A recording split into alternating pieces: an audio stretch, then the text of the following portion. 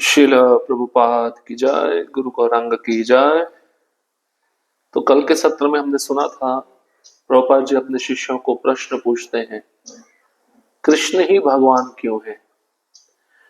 कई शिष्य बोलते हैं क्योंकि शास्त्रों में ऐसा कहा गया है, कृष्णस्तु भगवान स्वयं और ईश्वर परमः कृष्ण। प्रभुपाद जी कहे सब गलत है, क्योंकि सेवा करते समय तुमको आनंद प्राप्त होता है, इसलिए कृष्ण ही भगवान है। क्योंकि हम आनंद के साथ जुड़े हैं, जब हम आनंद की सेवा करते हैं तो स्वाभाविक रूप से हमें भी आनंद प्राप्त होता है।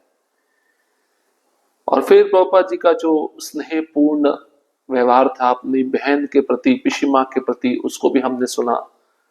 किस प्रकार से एक कार्यक्रम में पिशिमा, जो प्रभुपाद जी की बड़ी बहन है, बंगाली महिलाओं के साथ मंच के पास में शोर मचा रही थी। प्रभुपाद जी ने कहा चुप कराओ। जब वह चुप हो गई तो प्रोग्राम के बाद प्रभुपाद जी ने अपने शिष्यों को कहा, मैं उसे पहले पीटा करता था और अब भी पीटूंगा। प्रभुपाद जी का ये कहना बड़ा स्नेहपूर्वक था। विनोद में ये बात प्रभुपाद जी ने अपनी बड़ी बहन के प्रति कही थी। और उसके पश्चात हमने सुना गृहस्थ माया में क्यों होते हैं, क्योंकि वही उनकी स्वाभाविक स्थिति है। एक भक्त जो गृहस्थ था, मंगल आरती पे उठ नहीं पाया, या उसकी सेवा थी मंगल आरती के समय भगवान को उठाना, वह स्वयं भी उठ नहीं पाया, भगवान को भी नहीं उठा पाया। तो प्रभुपाद जी ने श्याम सुंदर प्रभु को पूछा, आज मंगल आरती में क्यों सब नहीं आए। तो श्याम सुंदर प्रभु चुप रहे। प्रभुपाद जी रुक गए और उन्होंने सब शिष्यों की ओर देखा और कहा, क्योंकि यही उनकी स्थिति है, माया में रहना ही उनकी स्थिति है। बड़ा मुश्किल है माया से बाहर निकलना। वही जीव माया से बाहर निकल सकता है जिस पर विशेष आचार्यों की कृपा होती है। अब अगली लीला हम श्रवण करेंगे। हमारा कार्य है प्रचार करना। हरिविलास प्रभु कहते हैं, मैंने कहा प्रभुपाद मुझे लगता है कि हमारा मंदिर थोड़ा व्यवसाय करके भी चल सकता है। तुरंत ही उन्होंने कहा, तुम्हें ऐसा नहीं करना चाहिए। मैंने पूछा क्यों नहीं। उन्होंने कहा क्योंकि तुम्हारा कार्य है प्रचार करना, तुम ब्रह्मचारी हो। यदि कोई गृहस्थ है, मैंने कहा हाँ लोचनानंद।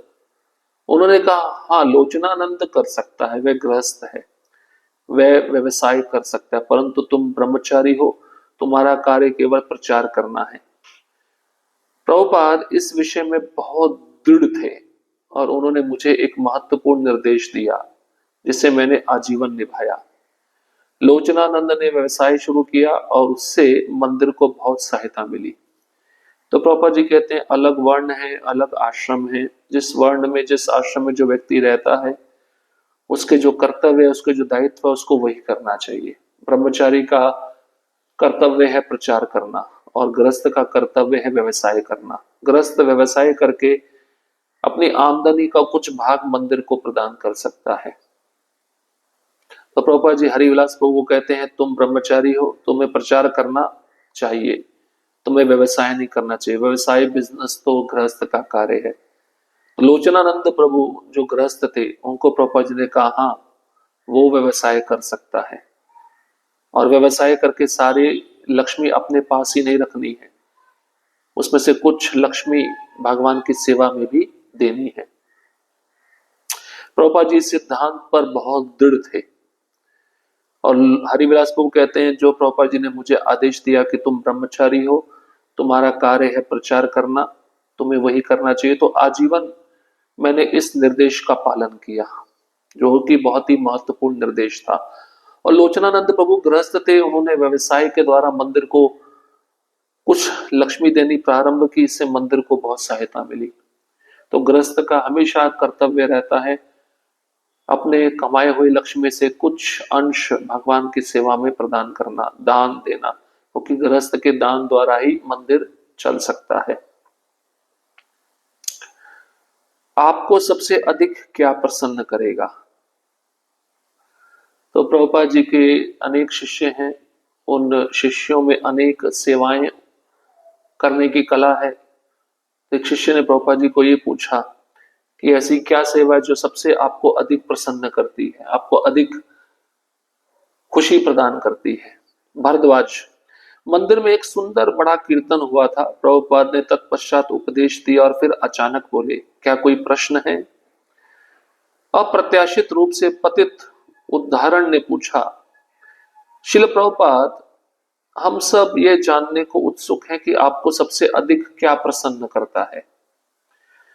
आपकी सेवा के कई प्रकार हैं जो आपको प्रिय हैं। कृपया हमें स्पष्ट रूप से बताइए कि आपकी दृष्टि में सबसे प्रिय सेवा क्या है। प्रभुपाद ने उत्तर दिया, हरे कृष्ण महामंत्र का जप करो और सिंपली वंडरफुल बनो। सिंपली वंडरफुल मिठाई खाओ और सिंपली वंडरफुल बनो, बस यही सब है।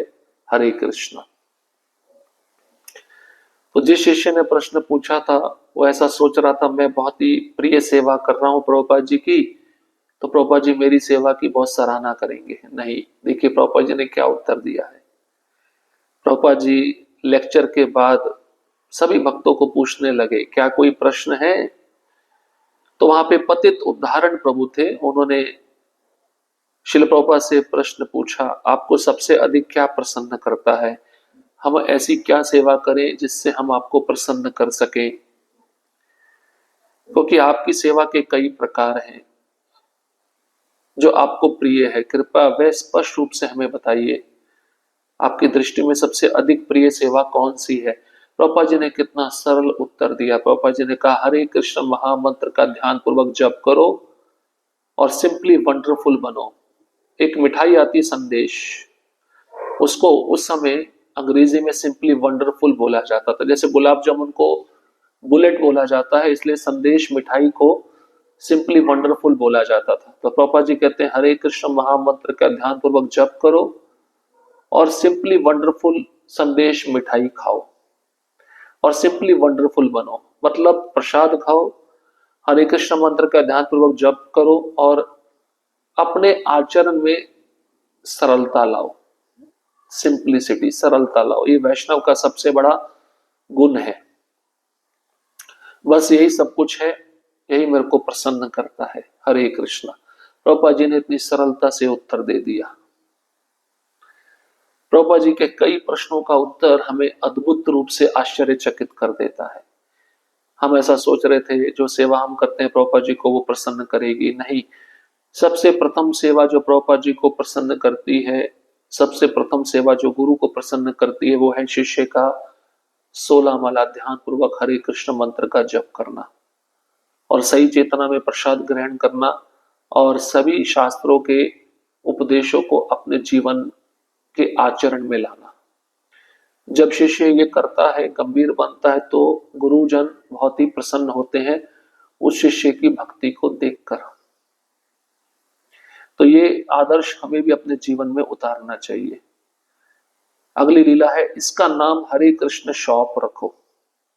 हरिविलास प्रभु कहते हैं, एक बार हम प्रभुपाद को एयरपोर्ट से मंदिर ले जा रहे थे। रास्ते में मैंने उनसे कहा कि हम एक दुकान किराए पर लेने की सोच रहे हैं और उसका नाम कृष्ण शॉप रखने का विचार है। प्रभुपाद ने तुरंत कहा, नहीं, इसका नाम हरे कृष्ण शॉप रखो।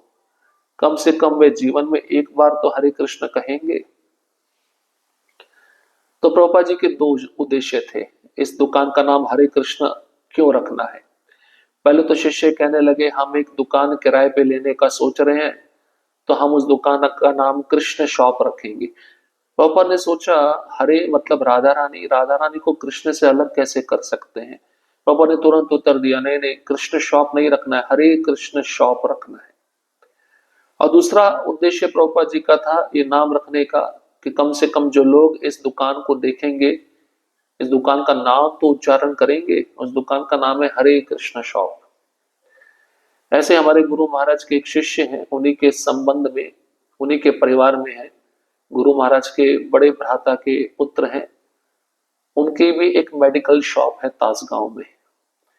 तो गुरु महाराज को उन्होंने पूछा कि मैं अपने दुकान का नाम क्या रखूं, तो महाराज भी बोले हरे कृष्णा मेडिकल ऐसा नाम रखो कि जो भी व्यक्ति आएगा उस दुकान में तो वह हरे कृष्ण सुनकर पढ़कर आएगा, कम से कम उसके मुख से हरे कृष्णा तो निकलेगा और वह हरे कृष्ण का नाम, उस दुकान का नाम दूसरों को भी बताएगा, उन लोगों के मुख से भी हरे कृष्ण शॉप ये उच्चारण होगा। तो जितनी बार हरे कृष्णा उच्चारण होगा उतना वह व्यक्ति पाप से मुक्त होता रहेगा, पवित्र होता रहेगा। फिर उन्होंने पुराणों से एक कथा सुनाई। एक व्यक्ति पर एक जंगली सुअर ने आक्रमण कर दिया।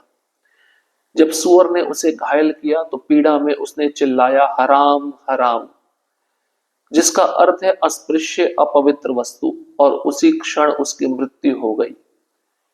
शिल प्रभुपाद ने कहा उस व्यक्ति को भगवान का धाम प्राप्त हो गया क्योंकि उसने हराम कहा था। तो ये कथा नरसिंह पुराण में आती है। ये मुस्लिम व्यक्ति था और मुस्लिम व्यक्ति जब क्रोध में आते हैं तो हराम बोलते हैं। हराम में राम छिपा हुआ है। देखिए कृष्ण कितने दयालु हैं, भगवान कितने दयालु हैं, वो हराम शब्द को ग्रहण नहीं किए, राम शब्द को ग्रहण किए। तो जब ये जंगल में जा रहा था एक जंगली सुअर ने इस मुस्लिम व्यक्ति पर आक्रमण कर दिया, और जब उस जंगली सुअर के द्वारा वह मुस्लिम व्यक्ति घायल हो गया, पीड़ा में चिल्लाया, तो उसके मुख से हराम हराम निकला, जिसका अर्थ होता है अस्पृश्य अपवित्र वस्तु। तो उसी क्षण उसकी मृत्यु हुई और भगवान ने अपने वैकुंठ धाम से विमान भेजा, और ये मुस्लिम व्यक्ति जो अपवित्र था लेकिन पवित्र हो गया हराम शब्द का उच्चारण करने से, इस विमान में बैठकर भगवान के धाम को वापस चला गया, क्योंकि उसने हराम कहा था।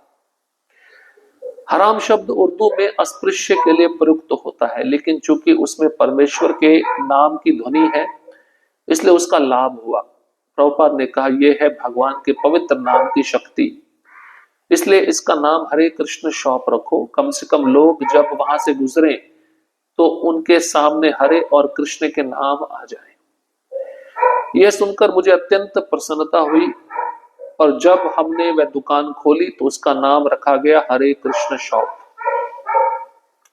तो प्रभा जी कहते हराम शब्द उर्दू में इसका अर्थ होता है अस्पृश्य अपवित्र, लेकिन चूंकि उसमें परमेश्वर के नाम की ध्वनि है, हराम में राम छिपा हुआ है, इसलिए इस शब्द का उच्चारण करने पर उसको भगवान के नाम का उच्चारण करने का लाभ प्राप्त हुआ।